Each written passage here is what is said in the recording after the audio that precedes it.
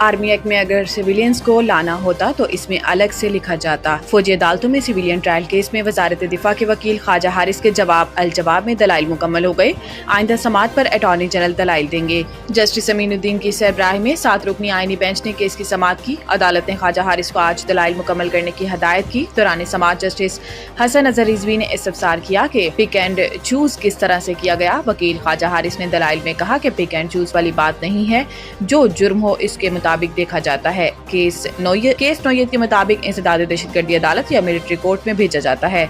Justice Musarrat हलाली ने remarks दिए कि क्या सिविलियन इसके जुमरे में आते हैं। यहाँ पर बात सिर्फ फोर्सेस के मेंबर को डिसिप्लिन में रखने के लिए है। जहाँ पर क्लियर होगी ये सिर्फ मेंबर्स के लिए, वहाँ पर मजीद क्या होना है। जस्टिस हसन अजहर रिजवी ने कहा कि अगर कोई सिविलियन आर्मी इंस्टॉलेशंस पर हमला करता है तो इसका इससे क्या ताल्लुक है। जस्टिस नईम अख्तर अफगान ने रिमार्क्स दिए कि सिर्फ मेंबर्स के लिए है और अगर आर्मी एक्ट में सिविलियंस को लाना होता तो फिर इससे अलग से लिखा जाता। 1973 के आइन में बहुत सी चीजें पहले वाले 2 आइन की चीजें वैसे की वैसे आ गईं। दहशतगर्दी को जड़ से उखाड़ने के लिए जहाद जारी रहेगा। वजीर आजम शहबाज शरीफ ने कहा कि पाकिस्तान के दुश्मन हमारी मुआशी कामयाबियों से खाइफ हैं। दहशतगर्दी को जड़ से उखाड़ने के लिए जहाद जारी रहेगा। वजीर आजम शहबाज शरीफ की ज़ेर सदारत अमन व अमान की सूरत हाल पर इजलास हुआ, जिसमें मुल्क में अमन व अमान के क़याम के हवाले से इक़दामात पर तफसीली ब्रीफिंग दी गई।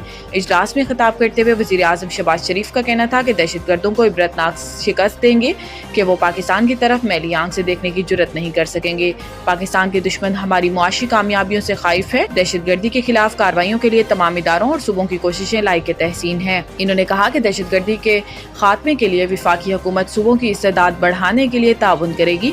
तमाम इख्तलाफात भुलाकर दहशतगर्दी के खात्मे के लिए मिलकर काम करना है। सिक्योरिटी फोर्सेस के जवान दहशतगर्दों से नबर्द आजमा और जानों का नजराना पेश कर रहे हैं।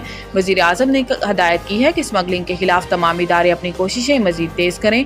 इंसानी स्मगलिंग के नेटवर्क के गिर्द घेरा मजीद तंग किया जाए। इंसानी स्मगलरों को कानून के शिकंजे में लाया जाए। इलेक्शन कमीशन ने PTI intra party election case का हुक्मनामा जारी कर दिया। हुक्मनामे के मुताबिक PTI intra party election case के जवाबदेह को 23 अप्रैल 2024 को नोटिस जारी किया गया, जबकि PTI intra party election case पहली बार गुज़िश्ता साल 30 अप्रैल को समाअत के लिए मुकर्रर हुआ। हुक्मनामे में बताया गया है कि इलेक्शन कमीशन में पीटीआई इंट्रा पार्टी केस की अब तक 12 समाअतें हो चुकी हैं। पीटीआई की जानिब से 8 मौक़ों पर मुख्तलिफ ग्राउंड्स पर केस का इल्तवा मांगा गया और पीटीआई को इंसाफ के मुफाद के तहत इल्तवा दिया गया। इलेक्शन कमीशन के हुक्मनामे में यह भी बताया गया है कि पीटीआई ने खुद लाहौर हाईकोर्ट से राब्ता किया और हुक्मनामा हासिल किया। लाहौर हाईकोर्ट के हुक्मनामे को 1 साल हो चुका। लाहौर हाईकोर्ट ने कमीशन के आगे कार्रवाई पर हुक्म इम्तना नहीं दिया।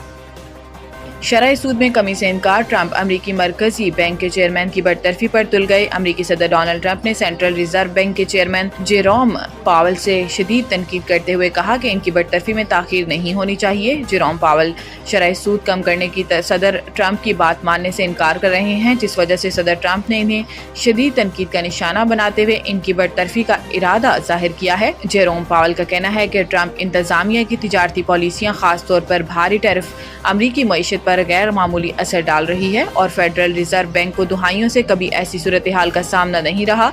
इन्होंने मजीद कहा कि अमरीकी सदर उन्हें मुद्दत खत्म होने से पहले बरतरफ नहीं कर सकते, क्योंकि अमरीकी कानून इस बात की इजाजत नहीं देता।